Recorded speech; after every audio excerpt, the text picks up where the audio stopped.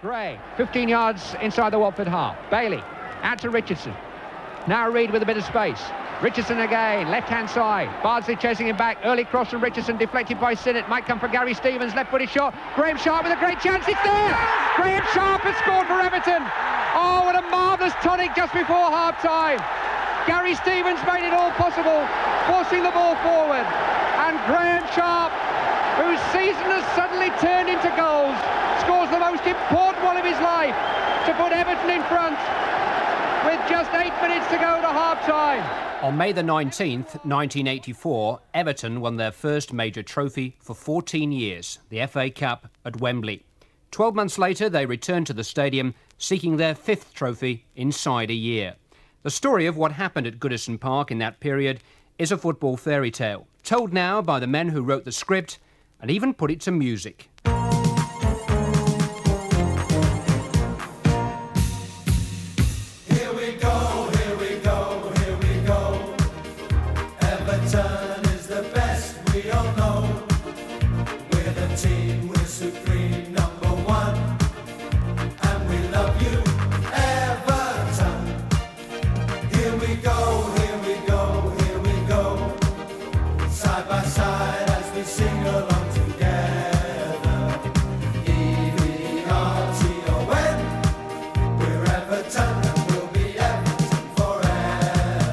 Here's Trevor Steven again on the right-hand side, trying to get on the outside of Price, into a crossing position, swings it in dangerously to the far post. Gray arriving, he's knocked it in. Andy Gray has scored for Everton, and that could be the one which wins the FA Cup. Here we go, here we go, here we go. Everton is the best, we all know. We're the team, we're supreme, number one, and we love you, Everton. Here we go.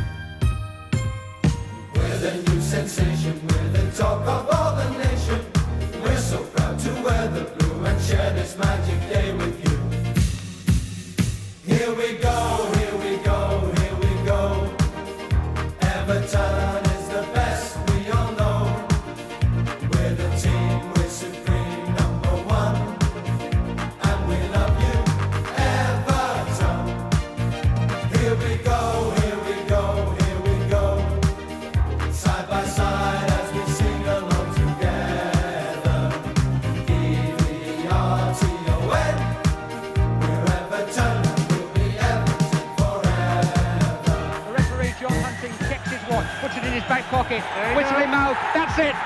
Everton have won the FA Cup. The long wait is over. The first major success since the Championship of 1970. Here we go, here we go, here we go. Side by side as we sing along together. E-V-E-R-T-O-N. We're Everton.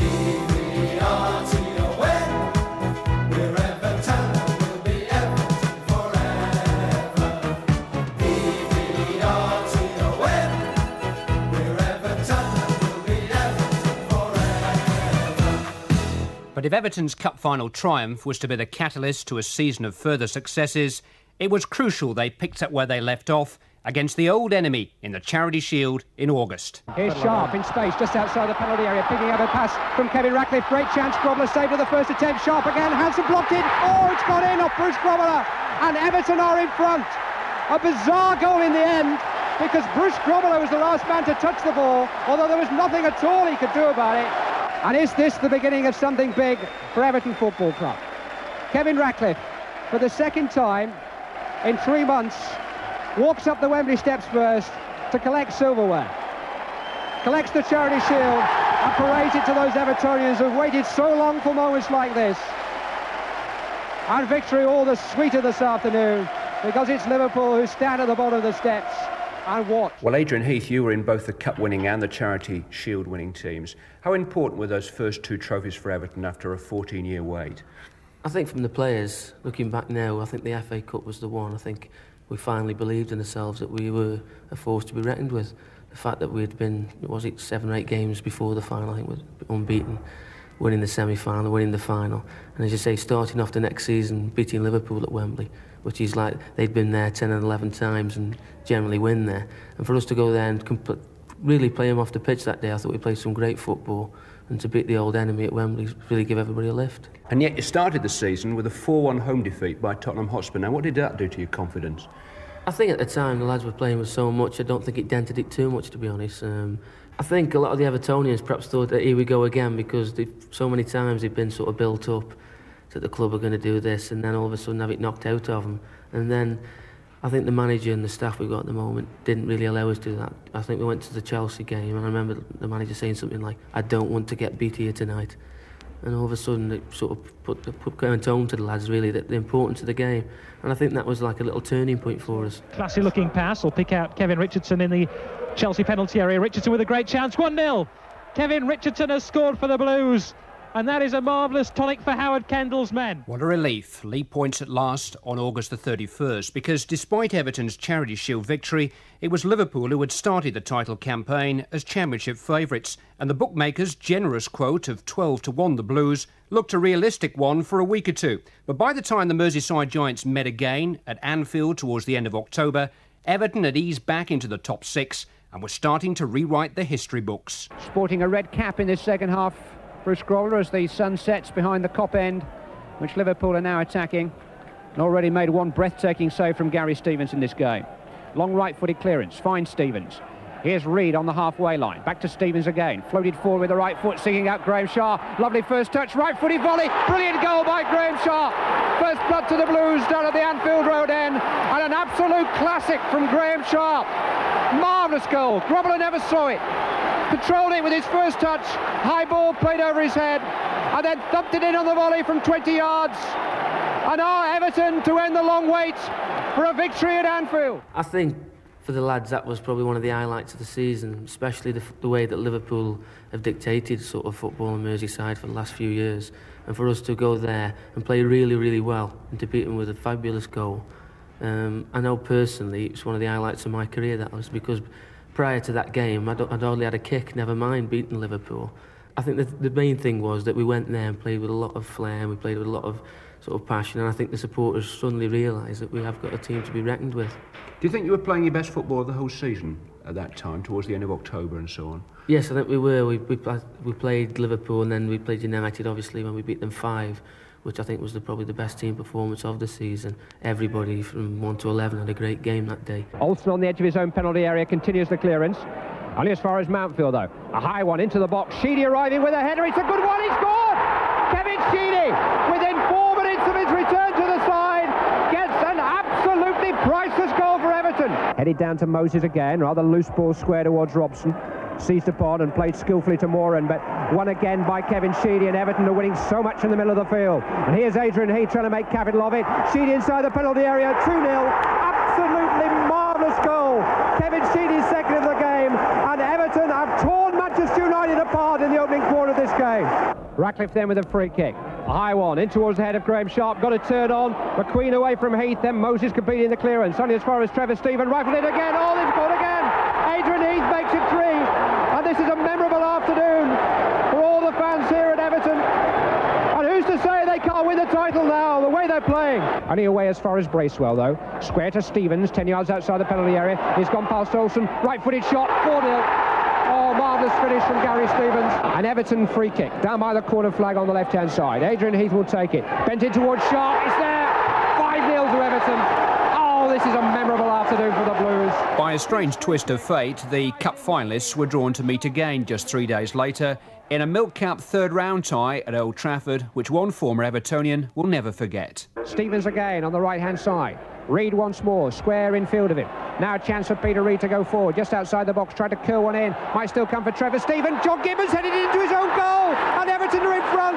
Oh, what a tragedy for the former Everton player. 2 rounds of the Milk Cup successfully negotiated, all set for the European quarter-finals. Then, on November the 3rd, the Blues hit the top of the First Division table for the first time, thanks to a 3-0 win over Leicester City. At Everton break.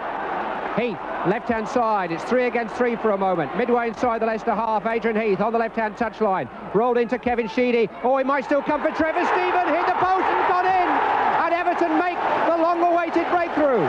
Certainly a different Everton in this second half. Another corner on the left-hand side. Gary Stevens and Derek Mountfield are both inside the penalty area. Trevor Stephen takes it into the near post. Headed away by Ramsey. Sheedy with a volley, 2-0. Oh, my word. They look like they're going to the top of the table in some style. Far more bite about Everton in this second half. And Kevin Sheedy on his return to the side rifles in the second goal. And if they go top tonight, who's going to shift them? Great, that's a nice little headed flick on. Heath turning, right-footed, 3-0. They're at it again. Playing now with great freedom and fluency, Everton. Adrian Heath scoring their 3rd goal.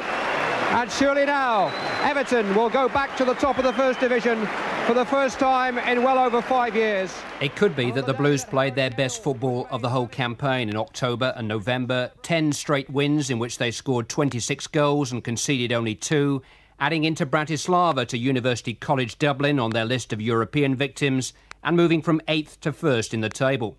It was Grimsby Town, of all people, who ended the run. One of those nights, the commentator should have kept his big mouth shut. Well, there'd be more than irony about this game if Grimsby could snatch something in the last couple of minutes. They haven't been in it as an attacking force, and now they have a free kick less than 10 yards outside the Everton penalty area. Referee Terry Holbrook just waving back the 5-man Everton wall. Rather protracted discussion between Crombie, Ford and Bonnyman, who bends it in with the right foot. A header, it's there! Oh, my word! Wilkinson has surely won the game for Grimsby. And if ever there's been an injustice in cup football, this is it. If there was any consolation to be squeezed from that shock Milk Cup defeat on November the 20th, it at least brought Paul Wilkinson to Everton's notice. But the Blues won only once in their next 5 games, losing the First Division leadership before Christmas, and worse still, losing Adrian Heath, whose 13 goals in 26 games had forced him right into the England reckoning. It was a pleasure to watch the lads in some of the games because they were playing that well. But on the other hand, to have been involved when the ball started to roll, if you like, and the snowball was getting bigger, to suddenly sort of drop out. And I think the hardest part of it all for me was Rotterdam. It was as low as I've ever been, I think, on that night. Because I know I played for such an illustrious club with such a big name, and for the people who played that night, they're going to go down in history for the club of being the 11 who won the first European honour for Everton. And it hit home to me that night because it was a fabulous night, the supporters and everything. Just a great night for Everton Football Club, and to sort of be sitting in the stand with the supporters didn't really mean an awful lot to me. But as one hero bowed out to a lonely vigil in the treatment room, another emerged to lead Everton on the 28-game unbeaten run that was to clinch the championship. A hero right out of the comic strips. Blonde, dashing and brave. Bracewell beautifully onto Reid, rapiding down the right-hand side. He's beaten Daniel, drives it in. Andy Gray, 1-1. Glorious goal. Andy Gray, who's threatened from the very first whistle, equalises for Everton. Bracewell, back out to Stephen. Left-hand side, crossed in with the right foot, this time towards Gray. Oh, marvellous goal. And this is Andy Gray at his very, very best. Another wonderful diving header, this time from the curled cross by Trevor Stephen from the left-hand side. And after half an hour of frustration, Andy Gray points the way towards the title for Everton again. Andy, what were your feelings during that part of the season when you weren't in the team? Obviously very frustrated and very pleased. It was a time of mixed emotions for me. Happy that the lads were bubbling along at the top of the First Division and going well, and frustrated and disappointed that even though you're in the 12, that I wasn't really part of it. I suppose it's remarkable looking back at it now, but 1 or 2 people were wondering how long you'd stay at the club at that time. Yeah, I mean, to be fair, everyone knows that I think how ambitious I am, and ambitious people don't like to spend too much time in the reserves. I think a compliment to the club and a compliment to the lads is that I did stay as long as I did when I was out of the team, without going and seeing the boss, without publicly making my feelings felt. On a personal note, it was really pleasing to go on that run, because when Adrian got injured, I think a lot of people looked around and thought, well, that is the end of Everton's title hopes. Whether they didn't fancy Graham and I to go on and play together the way that Adrian and Graham had been playing before, I don't know. So that was really pleasing, because I knew people, if we had lost the league after Adrian dropping out, I knew people would maybe have pointed the finger and said, well, that was the reason. But the replacement became the inspiration, and by January the 12th, Everton had regained the First Division leadership, this time for keeps. Leeds, Doncaster and Telford were cut down to size in the FA Cup. Then Manchester United's title challenge was snuffed out on a dramatic day of missed penalties at Old Trafford. Strachan with the right foot. Southall saved it. Oh, an heroic stop by the Everton goalkeeper. And Strachan has missed another one. Forward by McGrath. Brazil is onside. Edge of the penalty area. He's turned away from outfield. Also with a left-footed volley at 1-0. Jesper Olsen puts Manchester United in front. And Everton felt there should have been an offside in the build-up to that goal. They feel that Alan Brazil was offside in the build-up. But he turned beautifully on the edge of the penalty area, and Jesper Olsen, perhaps the liveliest attacking player on the field in the first half, made capital of the situation to volley home the goal. 8 minutes to go to half-time, and United are in front. So an Everton corner on the left-hand side. Trevor Stephen hit by a missile thrown from behind him there on the Stretford end. Clearly in some discomfort, takes the corner nevertheless into the near post. Curran on, Mountfield with a header, 1-1. Derek Mountfield has equalised for Everton, and that's the perfect reply. It was beautifully worked. Stephen bent it in from the corner flag on the left-hand side. Curran got the flick onto the near post. Mountfield buried it from the edge of the 6-yard box, and Everton are back on terms. Another throw to Everton, about 20 yards from the corner flag on their left. One that Pat Van den Houw again will take. Sheedy making a run in towards the corner flag, dragging a defender away for Gray to receive it on the edge of the box. Back to Bracewell, 15 yards outside the penalty area. Crossed in high towards Trevor Stephen. Brilliantly controlled on the edge of the 6-yard box now. Was he fouled there by Albiston? Yes, he was. Penalty to Everton. Albiston's foul on Trevor Stephen. And Everton have a marvellous opportunity to maybe win the game from the penalty spot with just 8 minutes remaining. It was a tantalising cross by Paul Bracewell, and Trevor Stephen's first touch was the key to it. He brought it down instantly. Albiston put him under pressure and just seemed to push him to the ground. And Kevin Sheedy, who scored from the spot against Telford, has a chance now perhaps to win 3 very vital championship points for Everton. Left-footed. Oh, and Bailey saved it. Would you believe it? Gary Bailey beats it away. The second penalty of the game is saved. Bailey with an heroic stop down at the same end, where Neville Southall saved from... But that dramatic and valuable point at Old Trafford marked the start of another magnificent week at the beginning of March. 3 quarter-finals in 7 days. Fortuna Sittard first, and Andy Gray's first European game for the club. Reid, edge of the penalty area, tries a shot. Van Gerven hasn't held it. Andy Gray's got it. Andy Gray makes the deadlock. Van Gerven's fault, really. He couldn't hold Reid's shot, and Gray follows in from close range. Curran inside the penalty area now, loops it across the far side. Gray, he's done it again. Andy Gray scored for Everton. A diving header, getting on the end of Curran's cross, getting in ahead of Gerven, swooping down to head the ball over the line. Everton 2, Fortuna 0, and that could have killed off the Dutchman. Sheedy swings the ball in towards Gray's, and a hat-trick he'll score anyway. Gray's done his hat-trick. Andy Gray follows up his second with his third. Next came Ipswich Town in the last 8 of the FA Cup. 2-1 down at Goodison with time running out. Gary Stevens down the right-hand touchline. Reid on the rampage now, just outside the box, in towards Pat Van den Houw, crossed in with the right foot. Mountfield, yes! Everton have equalised. Derek Mountfield has got the goal. Pat Van den Houw made it possible. They've left it late, just 5 minutes to spare. But Everton are still in the FA Cup. Graham Sharp was back after a 4-game absence for the replay at Portman Road, where Russell Osman's handball proved fatal. Sharp, who's been out of action for a little under a month, who scored 2 goals on his last visit to Portman Road, now has a chance to bounce right back. Right-footed against Grew, he scored!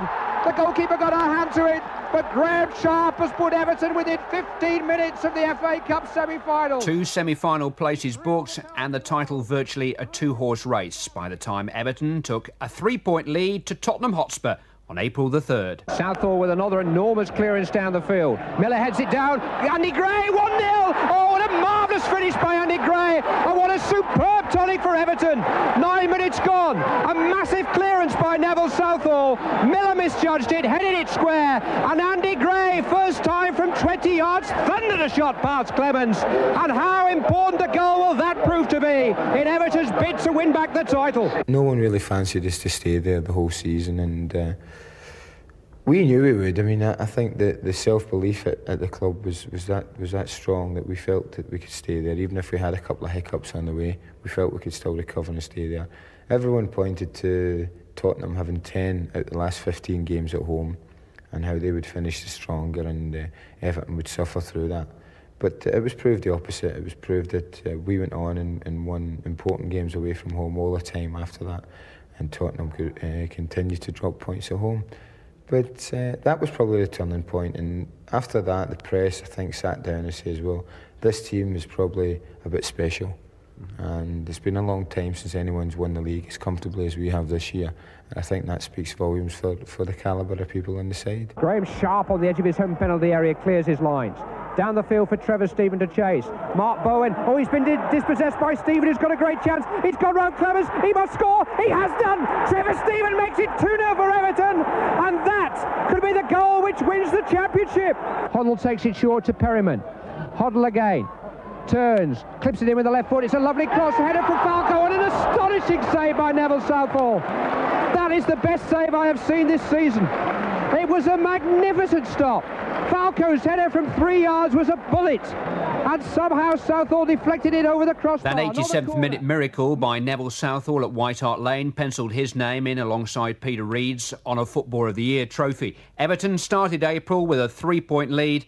They ended it 11 clear and as double cup finalists. Referee orders a Luton Town wall back just a few more yards. Blues on the brink of defeat. Here comes Sheedy with his left foot. It's got in! Kevin Sheedy's equalised! Oh, a marvellous free kick! And the supporters behind the goal, Everton fans celebrate! Everton have a free kick on the edge of the Luton Town penalty area. You've guessed it, Kevin Sheedy, the man who bent it in. Mountfield's header, it's in! Derek Mountfield has scored for Everton. Everton 2, Luton Town 1. That is the goal that surely will take Everton to Wembley. Wembley again, and if only the Blues could set yet another record by keeping out Bayern Munich at Goodison, surely Rotterdam was within reach too. But if the German league leaders and cup finalists could poach an away goal, then many felt Everton might find themselves out of their depth in that second leg.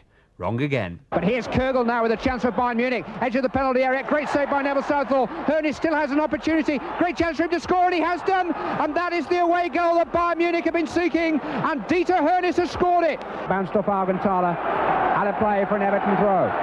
20 yards from the corner flag on the right-hand side. Gary Stevens will take it. In towards Andy Gray. Up go the heads. Flicked on towards Sharp. Oh, it's there! Graham Sharp has touched it in. And Everton are level. Andy Gray's header onto the near post, forced in by Graham Sharp, who has scored in every round of the competition and keeps up the record at the time that Everton needed it most.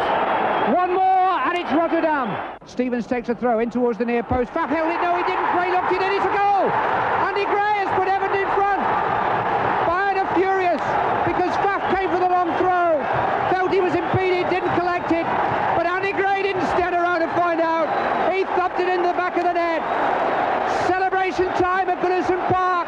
They're very close to their first European final now, because Andy Gray, a hat-trick in the quarter-final, has come up with a crucial semi-final goal. And Everton are in front and are on their way to Holland. Forced on towards Andy Gray, breaking inside the Bayern half. Trevor Stephen has a great chance. Edge of the penalty area. Trevor Stephen sends Everton to the final.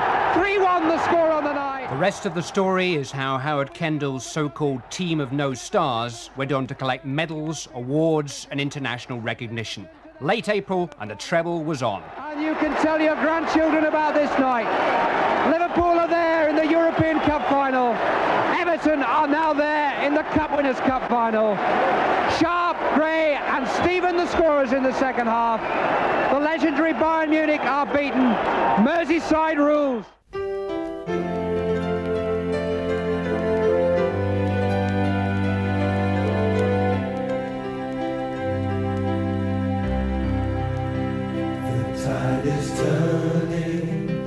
is close at hand as we sail onwards to the promised land. A one-way ticket to our destiny. It's all aboard the good ship Victory. Home and dry, you and I. As long as we're together, then our dreams will never die. Home and dry, you and I. As long as you believe we're home and dry. Home and dry with 5 games to go. The title clinched against Queen's Park Rangers at Goodison Park on a blue letter day, May the 6th. It's won a corner kick on the right-hand side. Sheedy will take it in towards the near post. Not headed away convincingly by Gregory. Back in by Gray. Van den Houw, Mountfield, 1-0. Derek Mountfield breaks the deadlock. Derek Mountfield, scorer of the first goal. Not a bad day, Derek, one way or another. Oh, it's tremendous. It's a great feeling, and as you can probably hear by the players at the back there, it's a great feeling. The walk around afterwards was fantastic, and I really feel proud and hope the fans have a great day tonight. It's not just for the players, it's for everyone, including the fans. Crossed in again with the left foot. Graham Sharp with a headed chance. 2-0. Graham Sharp's 30th of the season ignites the fuse. The party has started. Everton now are the champions. You can be sure of that. Graham Sharp, his 21st league goal of the season, getting very close now to the 23 that Joe Royal scored in the last championship season here in 1970. And after a rather quiet second half, 50,000 Evertonians are on their feet and are preparing now for the celebration. Peter Reid just out of the bath. What's it like in there at the moment? It's great, Clive. Didn't dare come in. Sing song and everything. I know the lads with the drowned, you knowing that you're a red, but you know, no, I'm absolutely delighted. Can't put it into words. I think it's for them more than anyone. I mean, you've had a few lean years, and I think that makes up for a bit of it. Now we've just got to get it under our belts, and we've got a couple of more important games to go and look forward to. I hope it's just starting for Everton, and we won't get blasé about this. We're champions, we deserve it, but it's not the end. On the edge of the penalty area, desperate for another goal to round off the afternoon. But these Evertonians have had so many afternoons to remember and treasure in recent months. Everton have a throw-in just inside their own half on the left-hand side. The referee, milking the situation, has his whistle in his mouth. That's it, champions! Everton complete the first leg of the treble and go on to Rotterdam and to Wembley as the champions of England. A marvellous moment for all the players. Howard, congratulations. How does the championship feel the second time around? Well, it feels very sweet tonight. This is a hard slog. We start off in August and we want to prove to be the best, like everyone else, and we've achieved that today. With 5 games left, I think it's a tremendous achievement on behalf of the players. 18 months ago, the players are down at the Gladys Street end now, applauding the supporters. Peter Reid, a one-arm salute, which says it all. Scarves and hats being thrown out from the Gladys Street for their favourites to wear on this great moment. And just listen to the singing.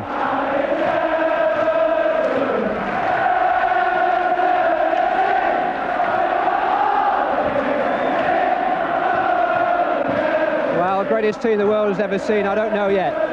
But certainly this season, they must be chief contenders for Europe's #1 side. You heard the chants for Howard Kendall, but still the manager just stands at the foot of the players' tunnel and watches proudly as his young side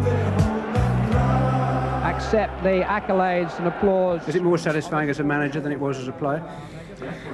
Well, it's a long time ago. I mean, in terms of when I was a player, I think it's a very, very nice feeling tonight. I noticed you stayed off the pitch at the end whilst the players took their lap of honour. Was that a conscious decision on your part? It's a players' night, isn't it? I mean, it's a players' achievement.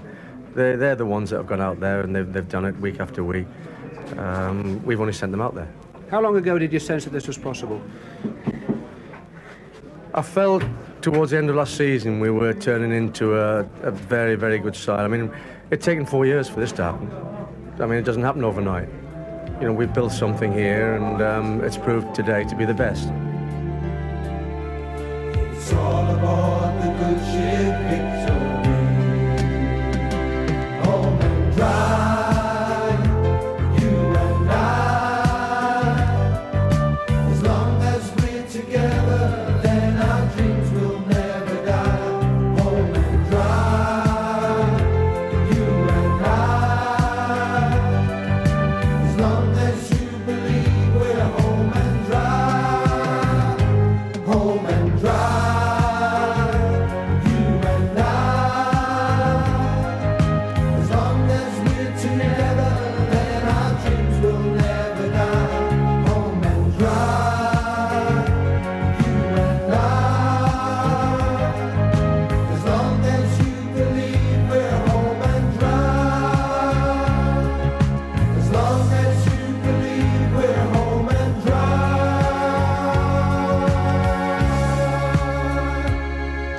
Home and dry with a new First Division record of 90 points, the biggest title-winning margin of all time, 13 points, having beaten every team in the First Division. 16 players qualified for Championship medals, and we can meet them now as you've never met them. Introduced, nicknames, secrets and all by the Footballers of the Year, Neville Southall and Peter Reid. Hoddle takes it short to Perryman. Hoddle again. Turns, clips it in with the left foot. It's a lovely cross, header from Falco, and an astonishing save by Neville Southall. That is the best save I have seen this season. The Football Writers' Player of the Year, Neville Southall. 42 league appearances, the team's only ever present. Well, Neville, best goalkeeper in the world, and we call him Hitler because he is the great dictator and he's got a striking resemblance to the man. John Bailey, 15 league appearances to qualify for a medal in the last week of the season. Character of the side. He was a bit unfortunate to lose his place to Pat early on. I think he gets more excited even if he's not playing than all the lads put together. Back in there by McMahon. This time White's the buffer. Oh, a lovely drive by Stevens. Oh, and what a way to return for Gary Stevens. A magnificent shot from fully 25 yards. Gary Stevens, 37 games in the title season and 3 goals plus a first England cap. Well, we call him Squeak, and you've interviewed Gary and you know what that little oval voice is like, but he's got a squeaky little voice there, but his game's not squeaky. He's strong, forceful and a great defender. Pat Vanden Houwe, 31 league matches after his move from Birmingham City in September. Well, there's no need to say anything else. I think the fans have got him earmarked. It's gone on to the lad's psycho, Pat, because he is, let's say, aggressive in his style of play, and a boy who surprised me. He's come in and he's done ever so well to keep John Bailey out the side. He must be a hell of a player, as well as a bit ruthless. Gary Stevens will take the throw. In towards Adrian Heath. Trying to turn away from Griffin. Finds Irvine, edge of the penalty area. Rolled in low. Peter Reid, 2-0. Oh, yes. Peter Reid, who's had an outstanding game, sends Everton on towards the quarter-finals. Peter Reid, the player's own award winner, 2 league goals from his 36 appearances. Peter Reid has been probably the best player in Britain without doubt in midfield this season and last season, I think. Why he's not playing for England regularly, I don't know. Great competitor. He's like that as a person anyway. I think he gets the best out of his life that he possibly can. A tremendous player. Kevin Ratcliffe, captain of club and country, 40 games en route to lifting the Championship trophy. Oh, well, what can you say about Ratters? Speedy Gonzalez. Clough said he's the fastest back four player in the country, and I'd second that. Ratters, he is the mickey taker of the squad. He takes the mick out of everyone. The only thing with him, he can't take it back. He can't take it when we give it him back. He gets a bit red. Into Stephen, edge of the penalty area, trying to get outside. Shoot, he's done so, and Derek Mountfield has capitalised and got Everton's 3rd goal, his 2nd of the night. Derek Mountfield's 14th of the season, which is a quite extraordinary total for a centre-half. Derek Mountfield played 37 matches in the title race, scoring a remarkable 10 league goals. Oh, the Chris Savare look-alike. Chris Savare, it's 2 peas in a pod there. A lad who's come in and he's done ever so well, and the lads reckon he's going to get the golden, the Adidas Golden Boot Award for the goals he gets. Brilliant season for the lad. There are 4 minutes left to play. One surely would win it now. Reid will take it, right-footed, in towards Derek Mountfield. Heath, he scored! Adrian Heath has scored for Everton, and that surely takes them back to Wembley. Adrian Heath played 17 First Division games before his injury in December, scoring 11 goals. Adrian Heath did brilliant for us till he got his unfortunate injury. Looks like he'll be at the start of the season and be fit. He's got plenty of nicknames. Inchie's one of them, but I like calling him the Jap, because he reminds me of a Jap, really. But I think he would have been another England regular, really. He's done brilliant for us and probably won us a championship. Bracewell, oh, that's an epic ball into the path of Trevor Stephen. He's got past Pickering inside the penalty area. Oh, what a goal! What a marvellous goal by Trevor Stephen. Trevor Stephen, 40 league appearances in a non-stop season which saw him pull on an England shirt, 12 First Division goals. Oh, so Trev, since the England call-up, he's prim and proper, Trev. Nice lad, everything, and we call him Sir. But when he's on the pitch, he is the most elegant of footballers, and he's had a terrific season, and I think that England spot is for a long time to come. Gary Stevens there with the throw-in for Everton. Over on the right-hand side, in towards Gray at the near post, run all the way through.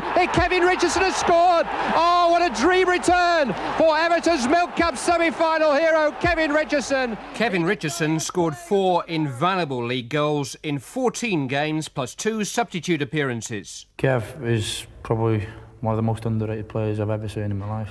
He's done absolutely brilliant. Call him Bones because he's not the fattest of players, is he? You know, but I mean, his attitude has been brilliant. I mean, as I say, I don't know how he's kept himself going a lot of the times, because he's come in, done brilliantly, scored some vital goals for us, gone out and come back and done the same. He's been brilliant. Richardson again, left-hand side. Bardsley chasing him back. Early cross from Richardson, deflected by Sinnott. Might come for Gary Stevens, left-footed shot. Graham Sharp with a great chance. It's there! Graham Sharp has scored for Everton. Oh, what a marvellous tonic just before half-time. Gary Stevens made it all possible, forcing the ball forward. And Graham Sharp, whose season has suddenly turned into goals, scores the most important one of his life. Graham Sharp, top scorer with 21 league goals from 36 starts and that one afternoon in the number 12 shirt. Oh, Sharpie, too. I think that's a nickname he got before he come here, but we can't say. The lads think he's got a bit of a fat backside. That's all I'll say about that. And that's what we call him, but he's had a great season, 30-odd goals, and, well, what a player. Bracewell, back out to Stephen, left-hand side, crossed in with the right foot, this time towards Gray. Oh, marvellous goal, and this is Andy Gray at his very, very best. Another wonderful diving header. Andy Gray, just 21 full appearances plus 10 on the bench, producing 9 First Division goals. Big Andy, well, now that is Freddie Starr. Anyone, and his personality is like Freddie Starr's as well, because you can never shut him up. And when he gets a drink down him, well, he's a lunatic. But what I mean, when he gets a drink down him, I think he plays like that when he's out there. He goes for everything, and brave as a lion and a great striker. Terry Curran picked up a medal despite starting only 4 games. He was sub on 14 occasions before leaving the club in May. TC, I mean, there again, I think a lot of people thought he didn't do a lot for us, but I can assure you he did, really. I mean, he came in, played up front a lot of the times, out of position, did well. I mean, I don't think we lost a game with Terry playing. Possibly he'll be looking for management sort of this season or next, and I hope he does ever so well. Now the hopeful ball down the right-hand side. Heath might make something of it, though. He does. He turns it back to Trevor Stephen. Driven forward. Bracewell popping up on the edge of the penalty area. Right-footed shot. Super goal. Paul Bracewell's first for Everton, and really well taken. And tribute to a marvellous performance from Howard Kendall's summer signing tonight. Paul Bracewell, 37 games and 2 goals. His contribution in his first league campaign at Goodison.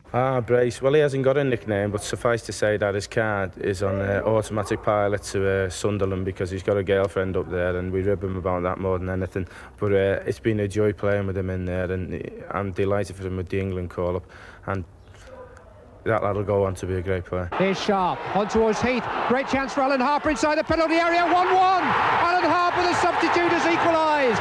6 minutes left to play, and a dream goal for the former Liverpool player. Alan Harper, 10 matches plus 8 as sub in just about every position. I call him the cat because he always used to take me for the warm-ups.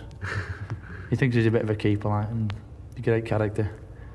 I think he's possibly one of the unsung heroes, along with Kevin, really, who's won us the championship. He's another one who's come in, he's played about, I think, 99 different positions this season. He's done ever so well in all of them.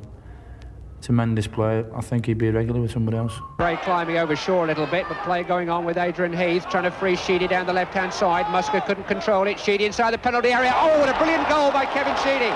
3-0, and a magnificent strike by the left foot of Kevin Sheedy. And Kevin Sheedy, 29 games, producing an outstanding tally of 11 league goals. Well, he's the other twin with the fat backside.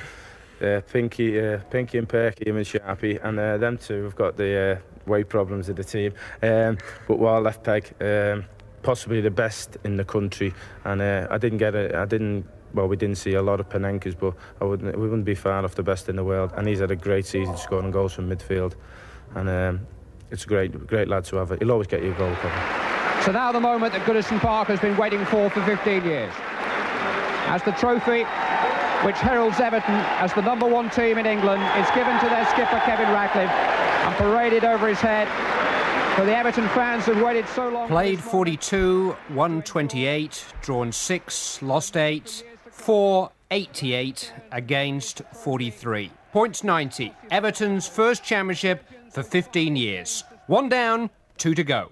Everton in the shape of Andy Gray and Paul Bracewell to get us underway, defending the tunnel end of Wembley Stadium in this first half.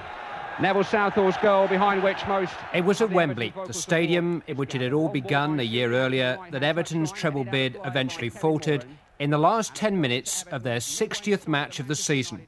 There are 1,000 reasons why. You need luck to win a cup, and that day it deserted the Blues. A high one in towards Graham Sharp. Bailey has come from it. Not a terribly good punch. Reid on the volley. Oh, hit the post and came out with Kidman beaten on the line. And Peter Reid so close to opening Everton's account. When chances are few and far between, you really can't afford to miss them. With a stooping header gets it away. Stevens, that's a lovely ball down. Reid into the dead ball line on the right-hand side. He's got past Arthur Orbiston. Reid back to Kevin Sheedy. Gray with a shot just wide. Great chance for Everton. Maybe their best of the game. Peter Reid set it up on the right-hand side. Sheedy let it run. And Andy Gray, who makes such a habit of scoring in... Then fate can take a hand and provide a talking point and a turning point. And then Peter Reid wins it. Oh, and he's brought down very cynically there by Kevin Moore, and he was preparing to go on. And what action will Peter Willis take here? No doubt about it, it was a cynical foul by Moran. Peter Reid was going clear from that loose pass. He's certainly going to book him. He sent him off. He sent him off. Kevin Moran is sent off by the referee Peter Willis, and for the first time in an FA Cup final at Wembley, a player is sent off. And Manchester United will contest the decision for as long as they like, but Kevin Moran is going to have to go. 10 angry men can still be a match for 11 desperately tired men. Then all it takes is a moment of inspiration to end a dream. Clears his lines again for United. Hughes 15 yards inside his own half, turning away from Bracewell skillfully, on towards Norman Whiteside, onside again, and clear of Van and Howe down the right-hand side. Strachan and Olsen in support of the Irishman. Whiteside edge of the penalty area, tries a left-footed shot, it's there! Norman Whiteside has scored for Manchester United, and that will be the goal which wins the FA Cup. Norman Whiteside, a minute after wasting a splendid opportunity, perhaps Manchester United's best of the game, scores a marvellous goal with his left foot, curled it past Neville Southall from a difficult angle. And Norman Whiteside, who was the youngest ever scorer of a Wembley FA Cup final goal 2 years ago, has scored a dramatic extra time goal for Manchester United, and he could be the winner. I think first of all you can't take anything away from Manchester United, and you know, on the day they fully deserved a victory. I would have liked to have played them with a couple of days more rest in with Bones. I think UEFA and I think the FA will have to get together and make sure that that type of situation doesn't arise again. It's not good for the team involved. It was a shocking experience for us.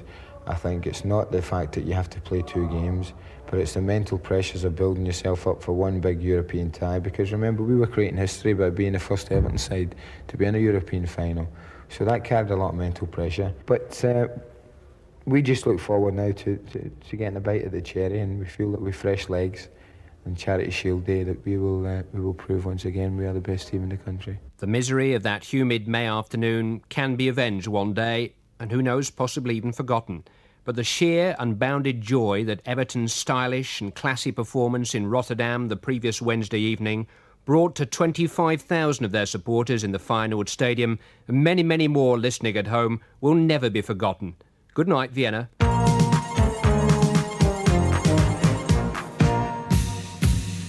Here we go, here we go, here we go. Everton is the best, we all know.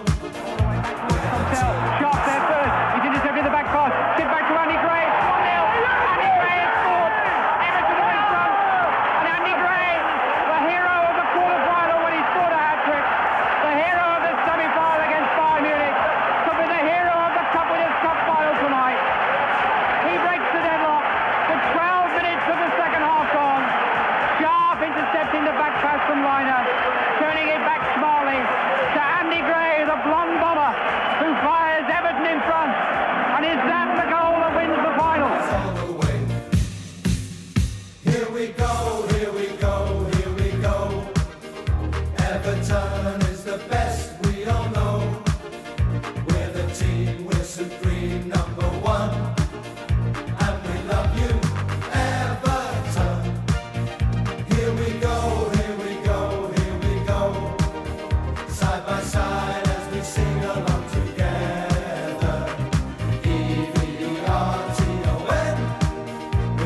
Everton will be Everton forever.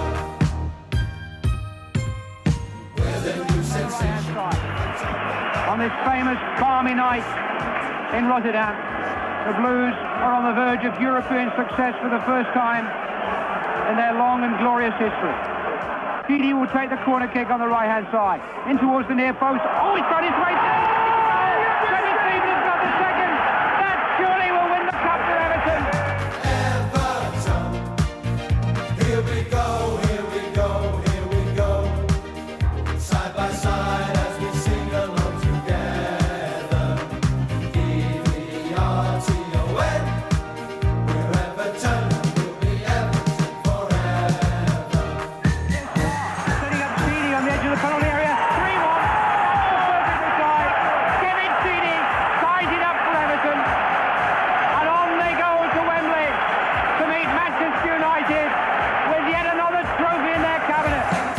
Here we go, here we go, here we go. Side by side as we sing along together. E-V-E-R-T-O-N.